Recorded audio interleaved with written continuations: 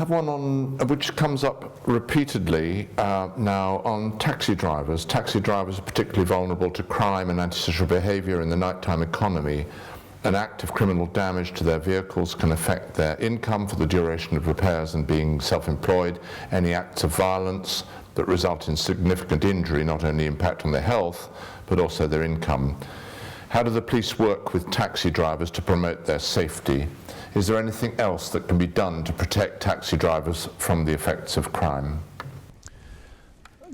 Commissioner, this is one where we've looked at the statistics, and they are incredibly low given the prevalence of taxi driver, but anyone who's a victim of crime should be treated seriously. So in the last, the 5 months of this year, 41 recorded crimes of criminal damage, 148 crimes recorded of violence, 83 with injury, 65 without injury. So that's 0.3% of recorded crime.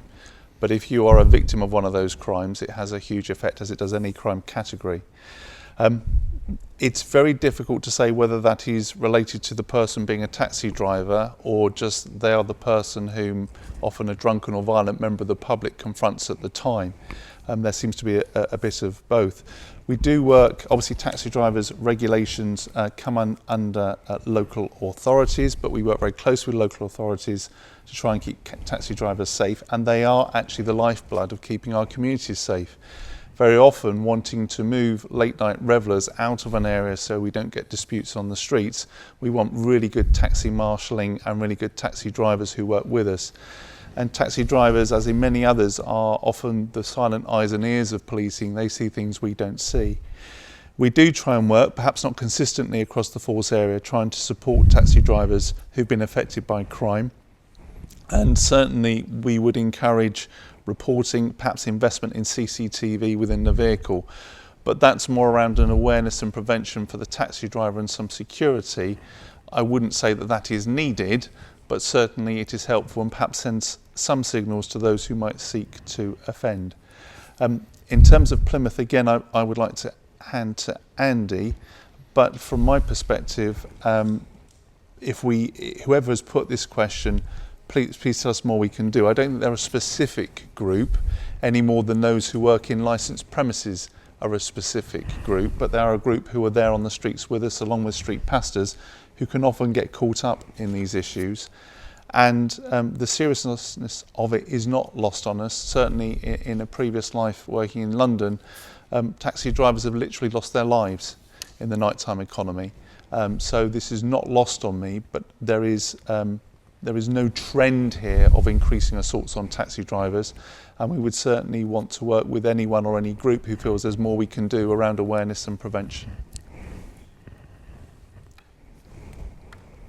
Thank you. So from the city's perspective, I suppose, echoing what the Chief Constable said, it's a challenging role being a taxi driver. I would imagine, particularly in the evening nighttime economy, it can feel quite vulnerable.